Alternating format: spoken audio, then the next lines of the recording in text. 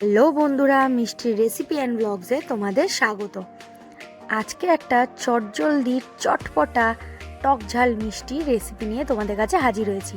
হ্যাঁ, সেটা কিন্তু অবশ্যই তৈরি হবে বিঙ্গো দিয়ে। এখানে আমি নিয়ে নিয়েছি বিঙ্গো আচারি প্যাক, এটা পার্টি প্যাক। ফার্স্টে এভাবে একটু ছুরি দিয়ে বিঙ্গোর প্যাকেটটা একটু কেটে নিতে হবে, যার ফলে ভেতরের যে এয়ারটা আছে সেটা বেরিয়ে যাবে। এবার হাতের সাহায্যে এরকম করে একটু চেপে বিঙ্গোগুলো ভেঙে নেব। দেখবে যেন একদম গুঁড়ো না হয়ে যায়, বিঙ্গোগুলো একটু ভেঙে নিতে হবে। এবার প্যাকেটটা কেটে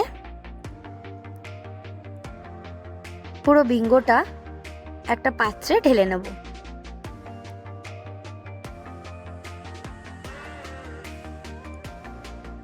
দেখো, বিঙ্গোটা কিন্তু একদম গুঁড়ো হয়ে যায়নি, একটু ভেঙে নিয়েছি। এবার এখানে নিয়ে নেব কিছু টমেটো কুচি, পেঁয়াজ কুচি, শসা কুচো, কাঁচা লঙ্কা কুচো, ধনেপাতা কুচি আর লেবু। এখানে কাঁচা লঙ্কাটা অপশনাল, যারা ঝাল পছন্দ করো না তারা দেবে না। আমি যেরকম ভীষণ ঝাল পছন্দ করি, তাই এখানে 3 থেকে 4টে কাঁচা লঙ্কা কুচো আমি নিয়ে নিয়েছি। এবার এই সবগুলো একে একে বিঙ্গোর মধ্যে দিয়ে দেবো। সন্ধ্যাবেলার চা বা কফির সাথে একটু স্ন্যাক্সের দরকার হয়। একঘেয়ে একই রকম স্ন্যাক্স খেতে খেতে মুখের স্বাদ একদম খারাপ হয়ে গেছে, তো একটু অন্যরকম ট্রাই করতে পারো তোমরা। এবার দিয়ে দেবো বিট নুন, আর আমার কাছে রয়েছে তেঁতুলের টক ঝাল মিষ্টি একটা চাটনি, আমি সেটা ইউজ করেছি। তোমরা যদি তোমাদের কাছে তেঁতুলের পাল্প থাকে তো সেটাও ইউজ করতে পারো। আর এখানে দিয়ে দিচ্ছি লেবুর রস। এটাকে এবার চামচের সাহায্যে ভালোভাবে মিশিয়ে নেব।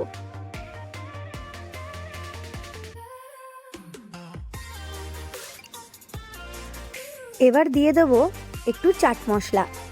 চাট মশলাটা কিন্তু দিতেই হবে, চাট মশলা দিলে এর টেস্টটা আরও বেড়ে যায়। এখানে এর সাথে তোমরা চিনে বাদাম যে ভাজা পাওয়া যায় সেটাও ইউজ করতে পারো, ঝুড়ি ভাজা ইউজ করতে পারো।